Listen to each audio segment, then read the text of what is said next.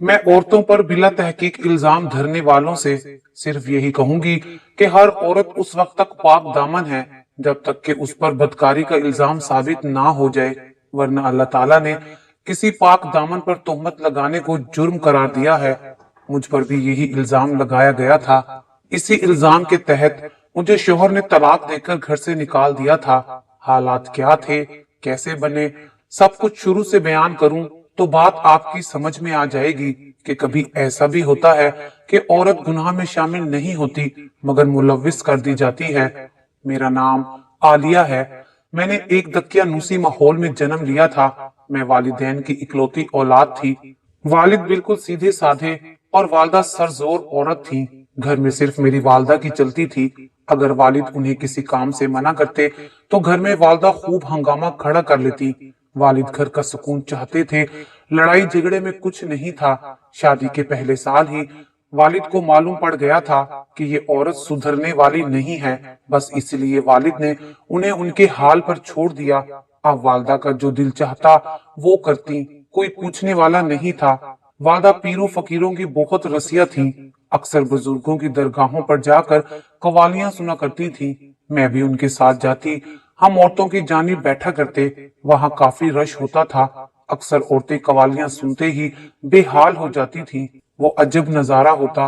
वो औरतें मस्त होकर अपने बाल खोल लेती और धमाल डालने लगती, जिनमें मेरी माँ भी शामिल होती।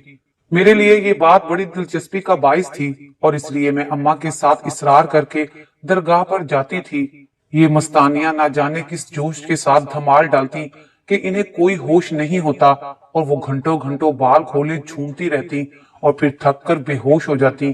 फिर पीर बाबा अपनी मर्जी की किसी औरत को भी अपने हुजरे में ले जाते। अंदर जाने की किसी को इजाजत नहीं होती थी। बस मैं यही सुनती थी कि आज इस औरत की दिली मुराद पूरी हो जाएगी। अम्मा को भी पीर साहब कई दफा अपने हुजरे में ले गए थे। उस दिन अम्मा बहुत खुश होती थी। मुझे कुछ समझ नहीं आता था कि अम्मा की कौन सी ऐसी दिली मुराद है जिसे वो पूरा करने के लिए यहाँ आती थी।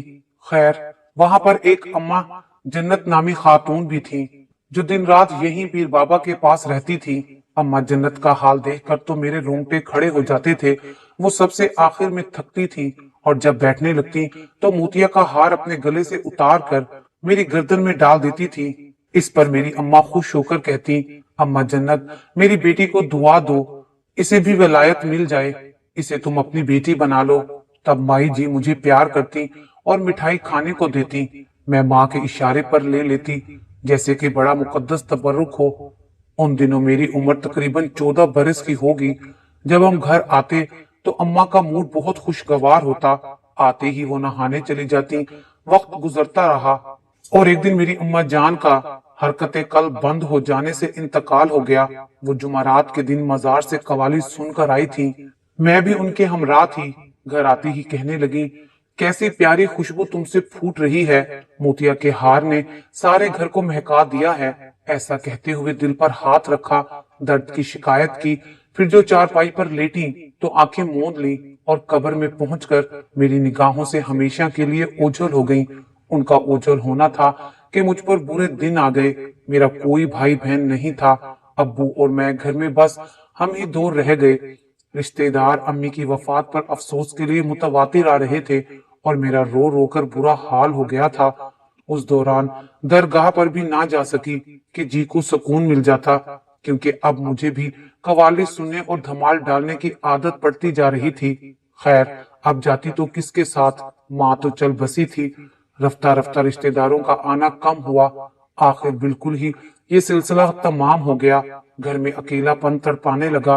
अब्बा तो सुबह बाहर निकल जाते, शाम को घर लौटते। कई बार जुमरात के रोज तबीयत में इस्तराब ने हलचल मचाई। जी चाहा दरगाह पर निकल जाऊं, मगर जवान लड़की को वालिद भला कैसे मिजार पर भेजना गवारा कर सकते थे। उन्हें भी इन चीजों में कोई दिलचस्पी नहीं थी। बस माँ की वजह से चुप थे। उन्होंने साफ मना कर दिया कि बेटी अब तेरी माँ नहीं रही। उसी के शौक से मजबूर होकर चुप था और तुम उसके हमरा दरगाह पर चली जाती थी, मगर अब वहां हरगिज नहीं जाना। मैं सख्ती से मना कर रहा हूँ। अब्बा की सख्त हिदायत पर कदम रोक लिए और ये ख्वाहिश दिल में दब कर रह गई। मगर दरगाह पर जो चहल पहल और रौनक होती थी वो हर दम निगाहों में फिरती थी।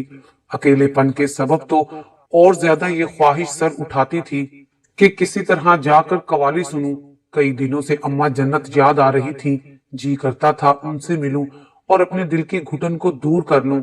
उनसे शिकवा करूं कि कैसी अम्मा बनी हो जो हाल पूछने तक नहीं आती हो। किसी के दामन में ममता का प्यार ढूंढूं। जो जो दिन गुजरते जाते थे मेरे दिल में तड़प बढ़ती जाती थी। हर जुमेरात को जिस्म में एक सुनसनाहट सी दौड़ती महसूस होती। ना जाने क्यों बदन टूटने लगता। ऐसी थकावट महसूस होती कि जिस्म चूर चूर कर डालती। हल्का हल्का दर्द मेरे अंग अंग में समा जाता और मैं बेहाल होकर फर्श पर गिर पड़ती। आहिस्ता आहिस्ता दौरे की सी कैफियत बढ़ती गई और अब तो कभी कभी इस हालत में मुझ पर ऐसा नशा छाता कि बेहोश होने लगती। घर में तन्हा होती थी, कोई देखने वाला भी नहीं था। अब्बा से क्या कहती कि जुमेरात की शाम को मेरा क्या हाल हो जाता है। वो तो यही समझते थे कि मैं कवालियों के मजे लूटने को दरगाह पर जाना चाहती हूँ और ये सब इसी ख्वाहिश की तकमील के बहाने हैं। सो वो कभी भी जाने नहीं देते। एक रोज खुदा की करनी ये हुई कि जुमेरात की शाम को मैं नींद बेहोश होकर घर की दहलीज पर गिर गई। अब्बा उस दिन अचानक घर आ गए। मगरिब से चंद घड़ी कबल का वक्त था। उन्होंने जो मेरी ये हालत देखी परेशान हो गए। मुझे सहारा देकर चारपाई तक लाए, मुंह पर ठंडे पानी की छींटे मारी और पूछने लगे, बेटी तुझे क्या हुआ है, क्यों ऐसे दरवाजे की चौखट पर बेहोश पड़ी थी। तभी मैंने बताया कि अब्बा जब से अम्मा फोत हुई हैं अक्सर जुमेरात की शाम को मेरी ऐसी ही हालत हो जाती है। अब्बा मुझे जुमेरात वाले दिन दरगाह पर जाने दिया करो ना, मैं वहां जाकर बिल्कुल ठीक हो जाऊंगी। मैंने अब्बा से इल्तिजा की थी। वो बोले, नहीं बेटी, मैं तुम्हें वहां हरगिज नहीं जाने दूंगा। तुम जवान हो चुकी हो और वहां कई किस्म के लोग आते हैं। मैंने तो कई बार तुम्हारी माँ को भी मना किया था कि वो तुम्हें वहां ना ले जाए, मगर वो बहुत जिद्दी औरत थी। बस मैं उसकी जिद के सामने चुप हो जाता था। अब्बा मैं अब क्या करूं, मेरी तो हर जुमेरात को तबीयत खराब हो जाती है। ये सुनकर उनको बहुत मलाल हुआ। मेरी दिलजोई करने लगे, मगर मेरी इस हालत का वाहिद हल उन्होंने शादी समझा। इसी दौरान मेरे लिए एक रिश्ता आ गया। तभी चट मंगनी और पट ब्याह कर दिया और शादी के 2 माह बाद मैं अपने खामद के हमरा दुबई आ गई। दुबई मेरे शोहर अपने एक दोस्त के तवैस से आए थे जिनका नाम कलीम था। कलीम ने ही वीजे का बंदोबस्त किया था। दुबई में मुलाजमत दिलवाई और रिहाइश का मसला भी उसी ने हल किया। अपने घर का एक हिस्सा हम मियाँ बीवी को रहने के लिए इनायत कर दिया। कुछ दिन तो ठीक ठाक गुजरे। एक रोज फिर मेरी वैसी ही हालत हो गई। ये जुमेरात ही का दिन था। शोहर मुझे डॉक्टर के पास ले गया। उसने कोई खास मर्ज तशखीस नहीं किया, अलबत्ता सुकून की दवा दे दी। वो समझ रहा था कि मुझे कुछ जहनी परेशानी है, लिहाजा सो जाने से हालत नॉर्मल हो जाएगी।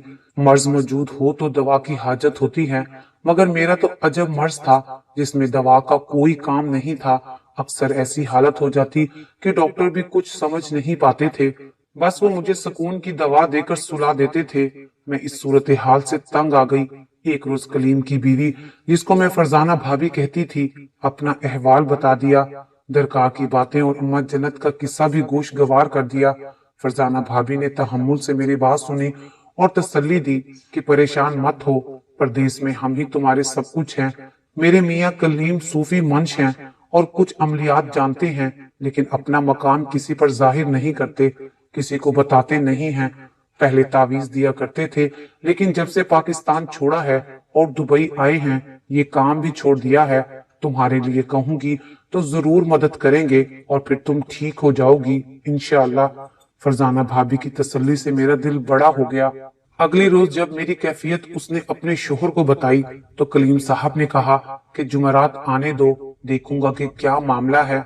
जुमेरात के रोज कलीम साहब ने छुट्टी ले ली और जब मुकर्ररा वक्त पर मैं बेहोश होकर गिरने लगी तो आगे बढ़कर मुझे थामा और बिस्तर पर लिटा दिया। कुछ पढ़ने लगे। फिर बीवी से कहा कि इस पर साया है, बाकायदा अमल करना पड़ेगा। इनका इलाज नए चांद की पहली जुमेरात से होगा। उनसे कहना इतर की शीशियां और अगरबत्तियां मंगवा कर रखें। नौचंदी जुमेरात के रोज इत्तफाक से मेरे शोहर किसी जरूरी काम से मस्कत चले गए। वो पहले भी कंपनी की तरफ से जाते रहते थे। इधर फरजाना भाभी की अम्मी का फोन आ गया। वो भी बेहद बीमार पड़ गई। भाभी फौरन पाकिस्तान रवाना हो गई। कलीम भाई को भी कहा कि तुम भी साथ चलो। मगर उन्होंने मेरी वजह से जाने से इनकार कर दिया और कहा कि अगर तारीख निकल गई तो फिर लंबा इंतजार करना पड़ेगा। भाभी ने यही सोचा कि चलो आलिया का शोहर तो घर ही है। उन्हें ये मालूम नहीं था कि इत्तफाक से उन्हीं दिनों मेरा शोहर भी दूसरे मुल्क गया हुआ था। चांद की यकम तारीख आ गई थी और कलीम साहब ने मेरा इलाज शुरू कर दिया। मैं एक सादतमंद बच्ची की तरह उनकी अतात करने लगी। पहले रोज सामने बिठाकर वो पास बैठ गए, अगरबत्ती जलाई और इत्र मेरे ऊपर फेंका। कुछ देर तक मुंह ही मुंह में पढ़ते गए और मुझ पर फूंके मारते रहे और फिर बोले, अब कल बाकी अमल होगा। अगले रोज बाद नमाजे असर बुलाया और मेरे सामने सर ढक कर बैठ गए। अतर लगाने का तरीका भी बदल गया। आज खुद अपने हाथ से मेरे कपड़ों पर अतर लगाया, कुछ पढ़कर दम किया। अब रोज शाम को यही अमल करते, मगर खुशबू लगाने का तरीका बदलता जा रहा था। अब वो इत्र को अपने हाथों पर लगाते और फिर अपने हाथों से मेरे कपड़ों पर। मैं शर्म से पानी पानी हो जाती थी। अपनी तकलीफ को दूर करना चाहती थी, तभी उनकी इन हरकतों को बर्दाश्त कर रही थी और उनके तर्ज अमल को इस अजीबो गरीब तरीका इलाज का हिस्सा जान रही थी। अब की जुमेरात आई तो अभी अमल जारी था कि मगरिब के वक्त मुझे पलंग पर दराज होने का कहा।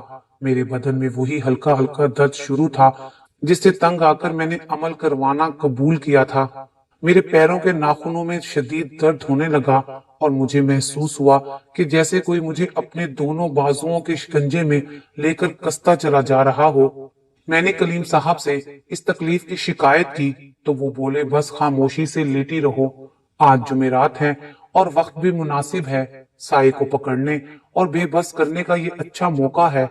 जरा देर में वो कपड़े तब्दील करके आ गए। एक हाथ में अगरबत्ती थी जिसको सुलगा कर लाए थे और दूसरे हाथ में इत्र की शीशी लिए मेरे पास आए और बोले, हिलना जुलना मत वरना साया भाग जाएगा और मेरे हाथ नहीं आएगा, तब वो तुम्हें नुकसान पहुंचाएगा। मैं डरकर बेहिस्सो हरकत लेटी रही। मेरे बदन को हाथ लगाकर पूछते थे कि जहां दर्द ज्यादा मालूम हो बताना, वहीं साया होगा, मैं पकड़ लूंगा, वरना साये को पकड़ना बहुत मुश्किल होता है। मगर मैंने बहुत चिल्ले काटे हैं, मुझसे ये बच नहीं पाएगा, लेकिन तुम्हारा ताउन बहुत जरूरी है। घबरा कर अमल को बीच में ना रुकवा देना, उल्टा पड़ गया तो हम दोनों ही मारे जाएंगे। वो मुझे इत्र लगाते जा रहे थे और कहते जाते थे, जहां दर्द हो बताना। ये दौराने खून के साथ साथ बदन में बहता रहता है। वो मेरे वजूद के मुख्तलिफ हिस्सों पर हाथ रखने लगे, साथ साथ मेरी नाक के करीब कोई चीज लेकर आते जिससे मुझ पर गनूदगी तारी होती जा रही थी। अब हालत ये थी कि होश तो बाकी था, सब देख सकती थी मगर उनका हाथ नहीं रोक सकती थी। मैंने जब देखा कि अमल खतरनाक हदों को छूने लगा है तो उठकर मज़ाहमत करने की कोशिश की, मगर जिस्म बेजान हो चुका था। ना जाने उन्होंने मुझे क्या सुंघा दिया था कि हाथ भी नहीं हिला सकती थी। अपनी आंखों से अपनी दुनिया लुटते देख रही थी और हिलने की सकत तक नहीं थी। जहन सुलग रहा था, दिमाग में तूफान उठ रहे थे, दिल में नफरत का दरिया उबल रहा था, मगर मैं इसका इजहार भी नहीं कर सकती थी। सोच रही थी कि क्यों इतनी बड़ी हिमाकत कर दी, लोग कैसे किसी की मजबूरी का फायदा उठाते हैं। आज मैं समझ चुकी थी, काश कोई मेरी बेबसी का अंदाजा लगा सकता। कलीम ने आमिल के रूप में वो जुल्म मुझ पर किया कि फरियाद भी नहीं कर सकती थी। मेरे मासूम शोहर को क्या मालूम कि जिस दोस्त पर वो भरोसा कर गए थे उसका असल रूप कितना घिनौना था। शुक्र है कि अगले जुमेरात के आने से पहले मेरे शोहर लौट आए। मुझे ऐसा गम लगा कि उन्होंने मेरा उतरा चेहरा देखा तो भांप लिया कि मेरे साथ कुछ बुरा जरूर हुआ है। कसम देकर पूछा, सच बता दो कि क्या हुआ है। तब मैं सच बताए बगैर ना रह सकी। सोचा अगर आज ना बताया तो कल फिर उस शख्स के रहमो करम पर डाल दी जाऊंगी और अपनी असमत गवाती रहूंगी। लेकिन सारा माजरा सुनकर बजाय मुझसे हमदर्दी करने के शोहर साहब ने मुझे ही बद किरदार कहा और सारा इल्जाम मुझ पर ठहराया और फौरन पाकिस्तान रवाना कर दिया। घर पहुंची तो तलाक का परवाना भी आ गया। मुझे नहीं मालूम कि मेरे शोहर रियाज ने कलीम के साथ क्या मामला किया। मैं तो सख्ते में आ गई थी कि सच बताने की ऐसी कड़ी सजा मिली थी। रंगो रूप में अफजल थी, मगर किस्मत की कैसी निकली। शादी कम उम्री में हो गई और नाकाम रही। जब देखा कि अपने मुहाफिज ही ने सजा सुना दी है तो गम से बीमार पड़ गई। अब्बा तो पहले ही बीमार थे, तसल्ली देने वाला भी कोई नहीं रहा था। एक रोज भूले भटके से मेरी बुजुर्ग उस्तानी साहिबा आ निकली, जिन्होंने मुझे कुरान पाक पढ़ाया था। ये बुजुर्ग उस्तानी भी अम्मी को दरगाह पर जाने से मना करती थी। अम्मी उनकी बात नहीं मानती थी, बस इसलिए ये हमारे घर बहुत कम आती थी। उन्होंने मुझे कुरानी आयत पढ़कर दम दुरूद किया और नमाज बाकायदगी से पढ़ने की हिदायत भी की। उस्तानी जी की तलकीन पर मैंने नमाज बाकायदगी से पढ़ना और सजदों में गिर गिर कर दुआएं मांगना शुरू कर दी। इस दौरान उस्तानी जी बराबर आकर मेरा अहवाल दरियाफ्त करती थी और आयात पढ़ने की हिदायत करती रहती थी। वो मेरे लिए इस्तिखारा भी करती थी। खुदा की कुदरत के एक माह बाद ही मेरे हालात पलटे। बदन के दर्द और नाखूनों के दर्द में कमी आने लगी और मेरे वजूद में जो सरसराहट होती थी वो गायब हो गई। फिर उस्तानी जी के तवैस से ही मेरी दूसरी शादी उनके एक नेक और शरीफ रिश्तेदार से हो गई, जो पाबंदे सोमो सलात भी थे। वो निकाह के बाद मुझे मक्का मुकरमा ले आए। यहाँ आकर मेरी खुशियों की इंतहा न रही। रोज़े मुबारक की जियारत मेरी दिली आरज़ू थी। हमने उस मुकद्दस सरजमीन पर मुस्तकिल रिहाइश अख्तियार कर ली, क्योंकि वो यहाँ किसी कफील के पास काम करते थे। मैं तमाम नमाजें हुरैन शरीफ में अदा करने की कोशिश करती, कभी मक्का मुकरमा में और कभी मदीना मुनव्वरा में। उस मालिक की बेहद शुक्रगुजार थी कि अर्ज़ मुकद्दस के इस कदर पाकीज़ा माहौल में थी। रो रो कर नादानी में किए गए गुनाहों की माफी भी मांगती। 8 बरस जिंदगी के यूं ही गुजर गए और एक दिन मेरे शोहर का वहीं इंतकाल हो गया। मैं बेवा हो गई तो वापस पाकिस्तान लौट आई कि वहां तन्हा नहीं रह सकती थी। वतन लौटी तो हम वतनों ने बहुत इज्जत दी। वो मुझसे दुआएं कराने आते और मैं सिर्फ इस्तिखारा करती। पर्दे की पाबंदी करती थी। वालिद साहब फोत हो चुके थे। घर में अकेले वक्त नहीं गुजरता था, इसलिए मोहल्ले की बच्चियों को कुरान पाक पढ़ाना शुरू कर दिया। आज मेरी उम्र 70 साल है। सच कहती हूँ कि जिस कदर सुकून दीन इस्लाम में है और मजहब की असल रूह को समझकर जिंदगी बसर करने में है, और किसी शय में नहीं है। वो लोग बहुत बड़े फरेब में मुब्तला हैं, जो जादू टोने और पीरी फकीरी के चक्करों में जाली आमलों के पीछे भागते हैं, अपना वक्त और रुपया बर्बाद करते हैं। इससे भी ज्यादा खसारा ये कि अपना ईमान खराब कर लेते हैं। इंसान को चाहिए कि वो पाक साफ रहे, अल्लाह ताला पर कामिल यकीन रखे और इबादत इलाही का पाबंद हो जाए, तो हर तरह का मर्ज, ख्वाह वो रूहानी हो, जहनी हो या जिस्मानी, इससे शिफा याबी अल्लाह ताला की जात से अता हो जाएगी। सिर्फ दुआएं ही वो वसीला हैं कि दिल से मांगी जाएं तो असर रखती हैं, और अल्लाह ताला अपने प्यारे बंदों की खूब सुनता है। मायूसी कुफर है। मैंने तो अपने मर्ज का इलाज अल्लाह पर कामिल यकीन करके ही पाया है। अपने वालिदैन की बख्शिश के लिए भी दिन रात दुआएं मांगती हूँ कि अल्लाह ताला उन्हें माफ कर दे, और अपने किए गुनाहों की भी माफी मांगती रहती हूँ जो मुझसे नादानी में हो गए थे। अपने बंदे के बार बार माफी मांगने पर वो माफ कर ही देता है। बेशक वो बड़ा ही गफूर रहीम है।